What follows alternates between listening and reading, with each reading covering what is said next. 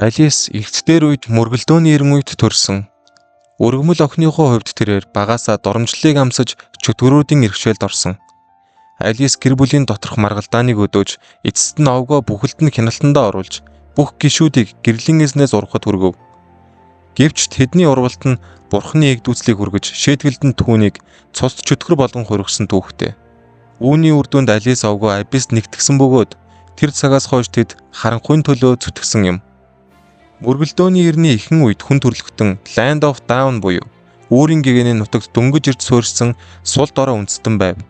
Тэд дэлхийн өнцөг булан бүрт ажиллаж өөрсдийн түүхээ бүтээсэн. Хүмүүст сайн муу хоёр шинж хоёулаа байв.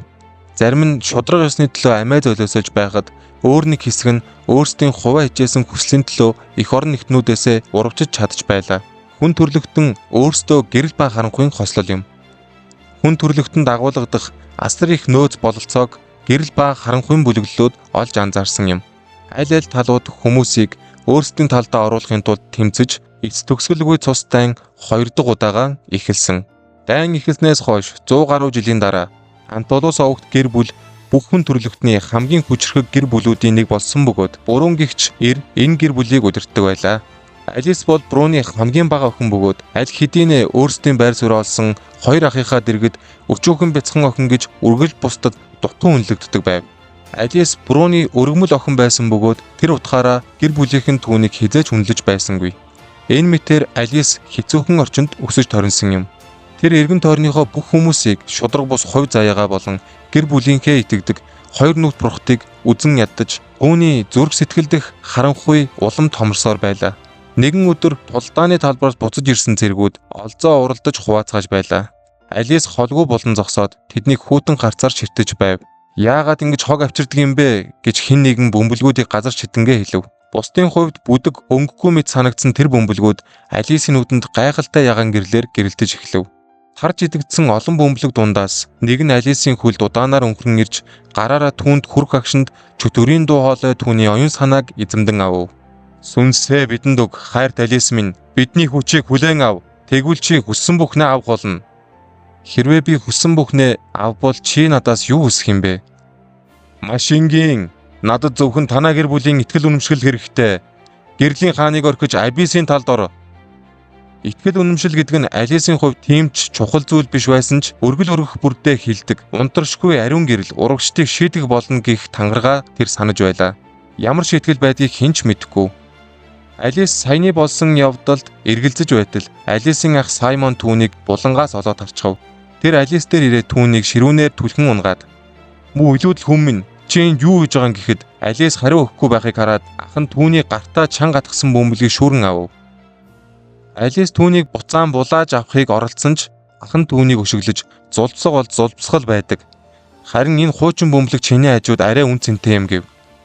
Тэр газар дунсан Алис руу эргэж хараад хүүтнэр "Чи яг л энэ бөмбөлөг шиг хэнд ч хэрэггүй илүүдл хог" гэж үргэлжлүүлв.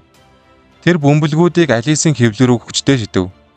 Асар их өвдсөн Алис цус тарцсан хашгирах үед тэнд болж буй өөмөнийг анзаарсан хүмүүс Алисийг харан инээлдэж байх нь Алисийн бухимдлыг маш ихээр хүргэж байлаа. Цугларсан хүмүүс харах үед түүний дотор цугларсан олон жилийн доромжлол бухимдал яг энэ мөчөд тесрэв. Алис хэвлийгээ бариад арай ядан бослоо. Тэр чөтгөрт хандан "Хэрв би хүссэн ч нөгөөл чи надад бүх хүнийг үгүй хийх хангалттай хүчийг өгөх үү?" "Мэдээж хайрт Алис минь." "За тэгвэл би чамд амлаж байна." "Айда эн чин шүү дээ."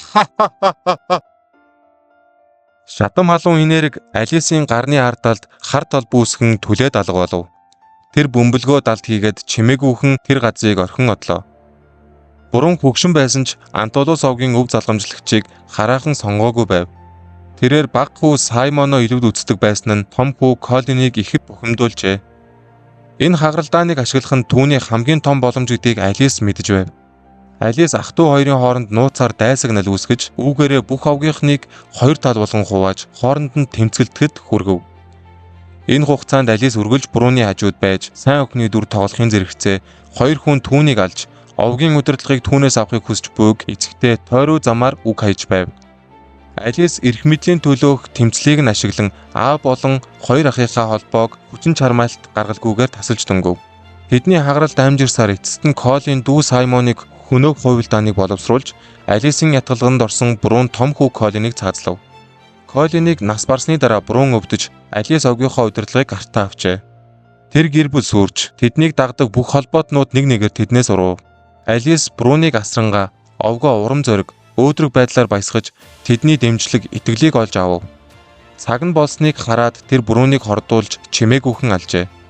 Оршуулах ёслол дээр Анталусын гэр бүлийнхэн үе дамжин гэрлийн төлөө тэмцэж ирсэн боловч гэрэл тэднийг хизээч ивэлдээ багтааж байгаагүй гэдгийг тэд ойлгосон. Энэ үед холбоотнууд өнгөрсөн үеийн нөхөрлөлийг үл тоомсорлож ар араасаа нэгнээ орхиж байв.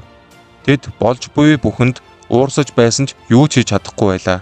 Алисаар өдөөн түрхрэгдсэн овгийнхан тахилын ширээн дэрж ариун зүйлсийг газар шийдлэн энэ үйлдэлээрээ гэрлийн хаанд хариу үйлдэл өгчээ. Ариун зүйлсийг сүтгэх үед тахилын ширээний дээгүүр тэнгэрээс нүд гэлбэн гэрэл бууж Алис болон бүх овгийн хүмүүсийг биеийг нэвцүүлбэв.